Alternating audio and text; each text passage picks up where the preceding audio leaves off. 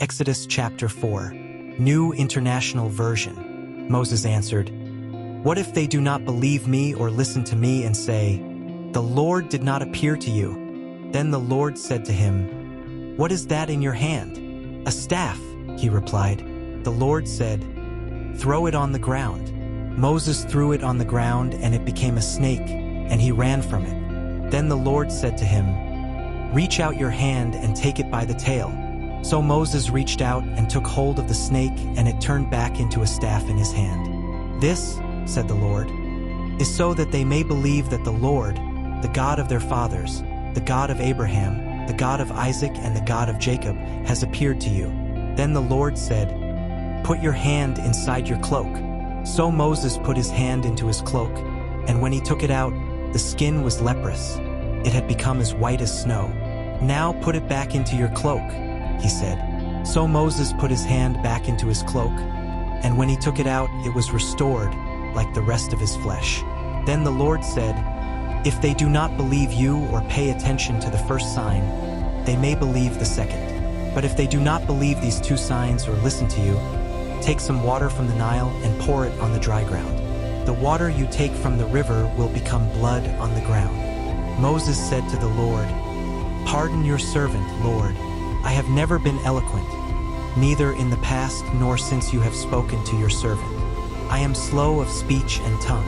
The Lord said to him, "Who gave human beings their mouths? Who makes them deaf or mute? Who gives them sight or makes them blind? Is it not I, the Lord? Now go. I will help you speak and will teach you what to say."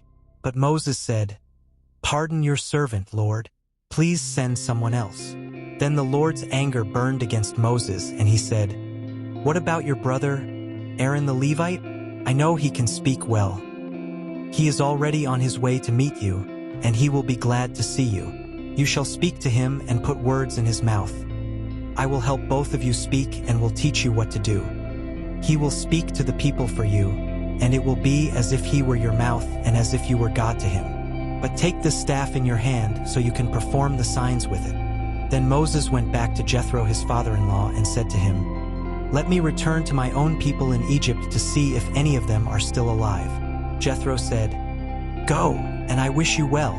Now the Lord had said to Moses in Midian, "Go back to Egypt, for all those who wanted to kill you are dead." So Moses took his wife and sons, put them on a donkey, and started back to Egypt. And he took the staff of God in his hand. The Lord said to Moses, "When you return to Egypt, see that you perform before Pharaoh all the wonders I have given you the power to do. But I will harden his heart so that he will not let the people go. Then say to Pharaoh, 'This is what the Lord says.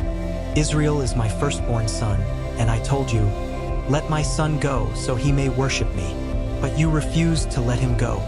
So I will kill your firstborn son.'" At a lodging place on the way, the Lord met Moses and was about to kill him. But Zipporah took a flint knife, cut off her son's foreskin, and touched Moses' feet with it. "Surely you are a bridegroom of blood to me," she said. So the Lord let him alone. At that time she said, "Bridegroom of blood," referring to circumcision. The Lord said to Aaron, "Go into the wilderness to meet Moses." So he met Moses at the mountain of God and kissed him. Then Moses told Aaron everything the Lord had sent him to say, and also about all the signs he had commanded him to perform. Moses and Aaron brought together all the elders of the Israelites, and Aaron told them everything the Lord had said to Moses.